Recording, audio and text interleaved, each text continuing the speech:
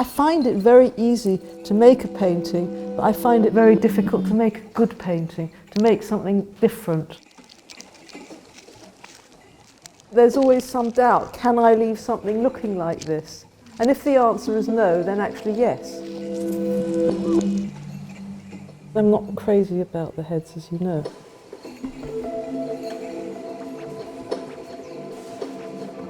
That one. I still hate it. I absolutely hate it. Because it's too obvious.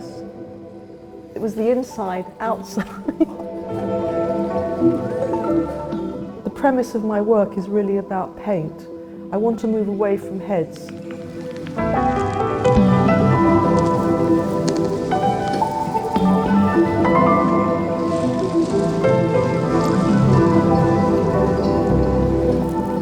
The heads in themselves are terrifying, aren't they? But there's something about them that's also really alluring, and you kind of want to go into them, and I don't know, I feel like I want to go definitely and touch them. But yeah, it's kind of repelling me at the same time. There's just something really raw about them, and the emotion in them's quite, you know, brutal, quite savage. I wouldn't want to wake up to that one.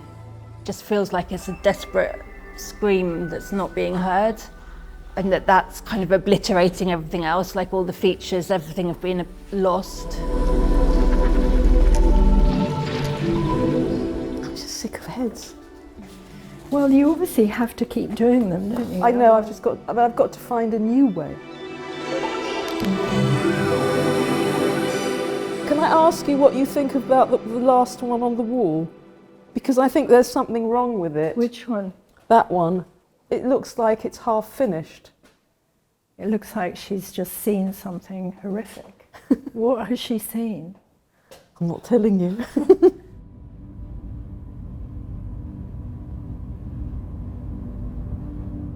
She's seen the red burgundy painting.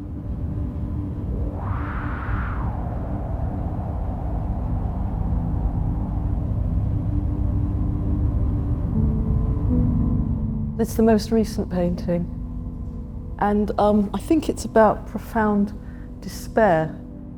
It made me very sad. I walked out. It was very hard to do, and I think it's actually the colour, the deep red. It's not the most attractive red. You know, it's not a cadmium. What I hope I managed to do is get all the emotion that I put into an anguished head into an abstract piece. I think the thing about putting those two together, which I've never thought of, is, well, they both look like tears to me. Or one is a waterfall of tears, and one is a face of such abject confusion or hurt. And so I see their relation to one another in a way I don't think I would have seen them before, because I've seen the abstracts much more as Frances exploring paint and its qualities, but doing something extraordinary with the paint. You know, I love her abstracts. I just think they're not unthought, they're very thought. She might pretend they're spontaneous, but I'm sorry, I don't accept that.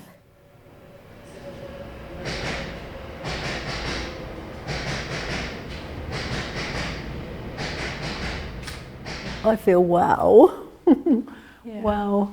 And they're both familiar and new because I know Frances' work so very well. I'd like to help people understand them because a lot of people find them very alienating and frightening. When you're looking at a painting, any painting, you're going to be in a discussion, in a conversation with the person who's made it. So every painting is a conversation between you and that artist, with the painting as the screen, the in-between. The artist's soul is on that painting. I mean, we do react as human beings to paint. We react to colour spontaneously and also through our previous knowledge and our previous experience. This one is the horror. I would call that the horror.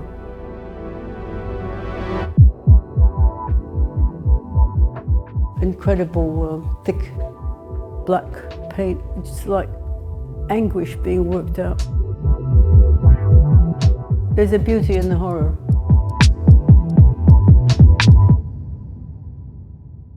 It's so overwhelming sometimes to stand in front of Frances's work. It's really powerful, isn't it? It's so powerful. I mean, I think I'm seriously being honest if I say it's the most powerful painting that I've stood in front of. Wow. And I have stood in front of quite a lot of paintings.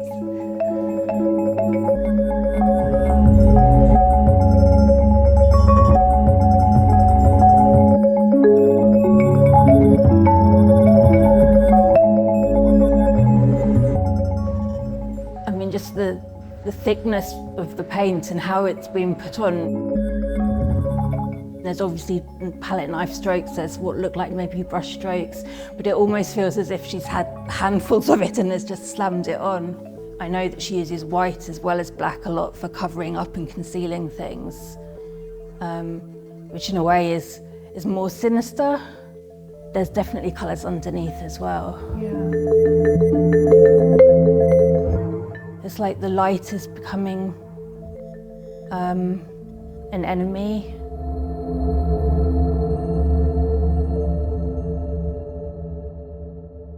Your entire history will be there in the way you're looking at it, and the mood that you're in, and the fears that you have. It's a conversation with the artist. It's also a conversation with the entire history of art, and whatever you as an individual may have thought about art. I was thinking it was quite interesting that the painters that I'm drawn to, they're all figurative except for Miro. Mm. I mean, Bonnard I love because when you look at his paintings and the colour, you feel elevated.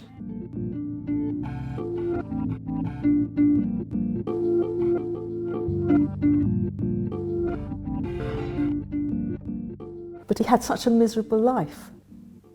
And he was married to a woman and she had OCD and she spent her time in the bath, scrubbing herself. So actually what he paints about is probably what he wishes he had.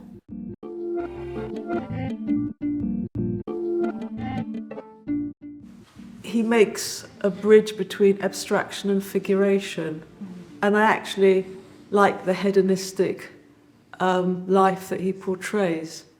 It's the colour. Yeah.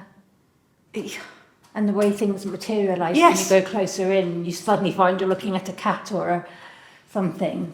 It's like, you know, I paint about disintegration. Yes. He does that, but he does it in a Definitely. very figurative way and in a very focused way. Mm.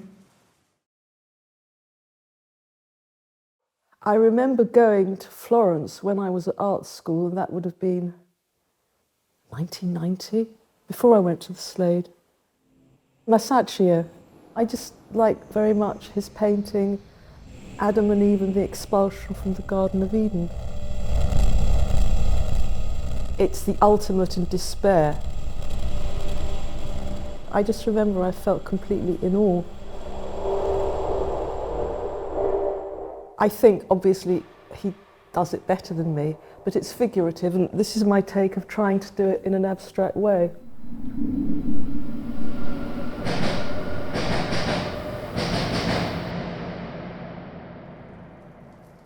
I mean, abstraction is a hard thing to cope with, using the paint to express a feeling, which is the whole tradition of abstract expressionism, which goes back to 40s, 50s, 60s.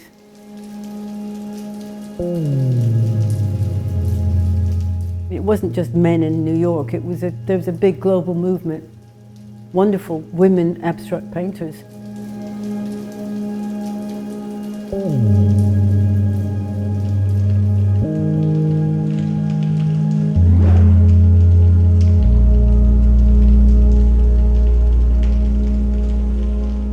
South America, everywhere, there was incredibly good women artists. Even better than the men, I think.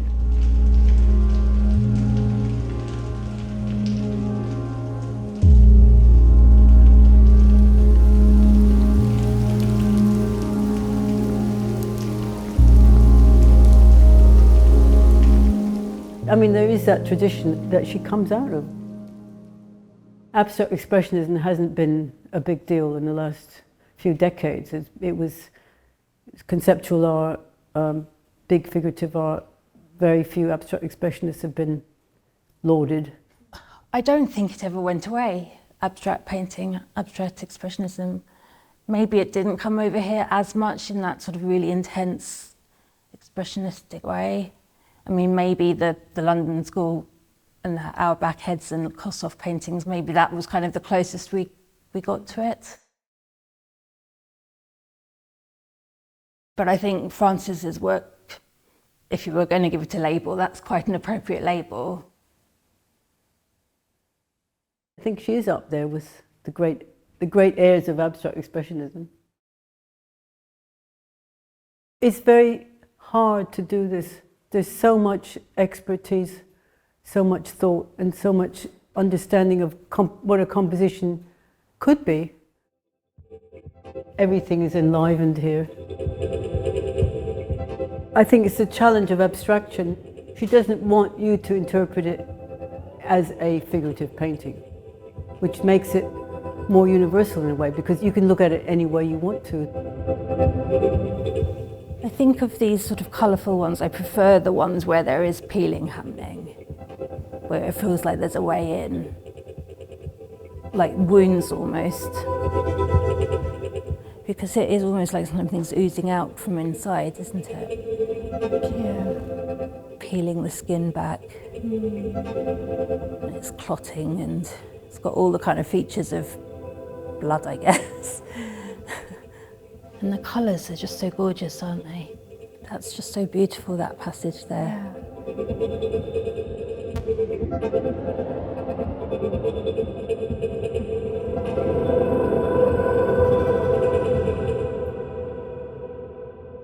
We try and try to put some image into the abstract. What is the abstract about? She's saying, I don't want anybody to see anything in it except the paint and the way it's put on the canvas, and yet we do see things in it.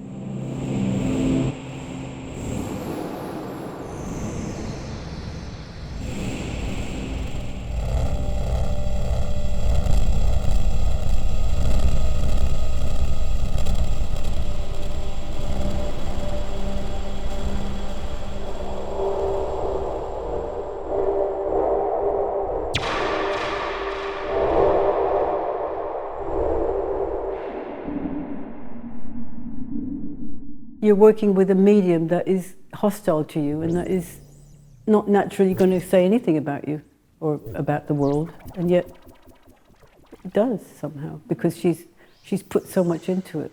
It's a very mysterious thing, isn't it? How can a bit of oil paint say something to you? Well, we like this one a lot because it seems to summarise quite a bit of Frances's endeavours.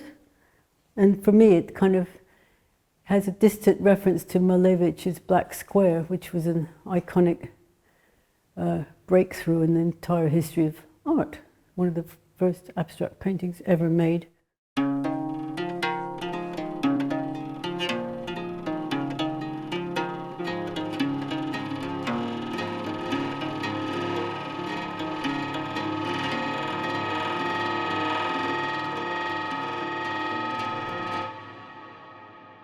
I think people relate more to the heads because people relate to figuration, especially British. British are not visual people. And people actually want to see something that they can relate to immediately. My favourite head, it's this one. That's the last head. I think it's the best head. I can't do that better. Come to the conclusion, I need to paint the heads. It's mocking this kind of idea of makeup to make you look cute and pretty. This is makeup to make you look devastating. We're so surrounded by those images, aren't we? The perfect woman. They're all fake, they're cloned, they're photoshopped. This is like blasting through that. And it's why I think why they're so compelling.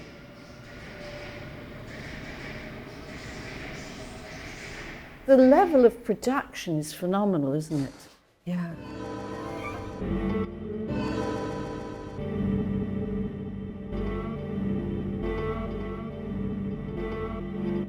That is an overwhelm of feeling, isn't it, that one?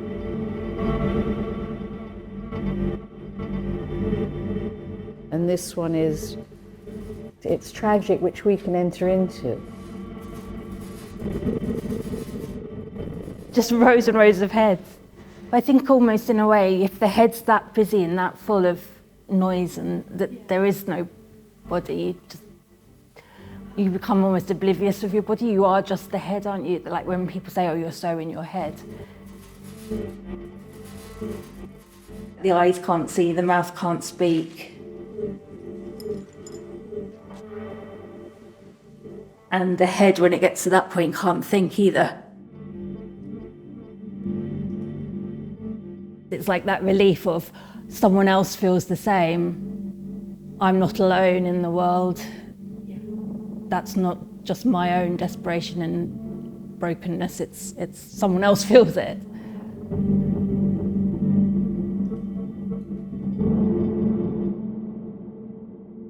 I think some of the drawings of what she calls the heads and I call faces are so beautifully done in just a tiny line.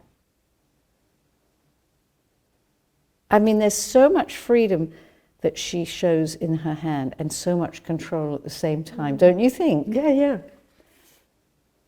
I find that one really quite beautiful, the one with the eyes down. It's about something internally that you have to find a way of manifesting. It's a thesaurus of pain, isn't it? And yet they're all recognizable to me. Because I'm dealing with how human beings can and can't tolerate the range of feelings they have. The number of words that you might have for sorrow, pain, distress, upset, horror, rage. You've got to find the right word, and she has to find it in that form. In that sense, what her heads and her abstracts do is demand an encounter with feelings, with affects. And the thing that I find about Frances's work is that I live with it, but I don't get bored with them. I might have to move them around to look at them afresh, but it's not like, no, I don't want those anymore. And I think that's quite something to be able to feel that about a person's work.